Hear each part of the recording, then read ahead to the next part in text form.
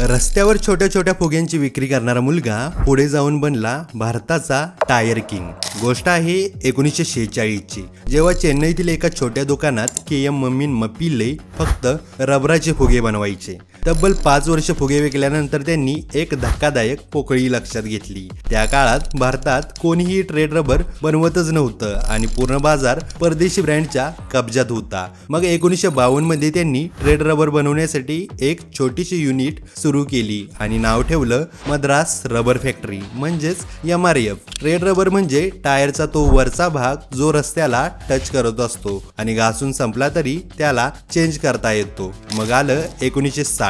MRF ने American company मॅन्सफिल्ड rubber सोबत भागीदारी करून टायर बनवायला सुरुवात केली। त्यांच्या टायरची किंमत इतरांपेक्षा थोडी जास्तच होती, पण प्रोडक्ट क्वालिटी, सेफ्टी आणि ड्युरेबिलिटीमुळे ते स्वस्त ब्रँडपेक्षा खूपच पुढे निघून गेले। त्यातही MRFचं मार्केटिंग ही त्यांनी जबरदस्त केलं। 1996च्या वर्ल्ड कप मध्ये सचिन तेंडुलकर MRFच्याच बॅटनं खेळला होता। नंतर ब्रायन लारा आणि विराट कोहलीच्याही बॅटवर MRFच होतं। अगदी फॉर्म्युला 1 सारख्या आंतरराष्ट्रीय मंचावरही MRFची झलक दिसू लागली आणि आज MRF सायकलपासून ते विमानापर्यंत टायर बनवतं आणि भारतीय शेअर बाजारात सर्वात महागडा शेअर हा MRFचाच आहे।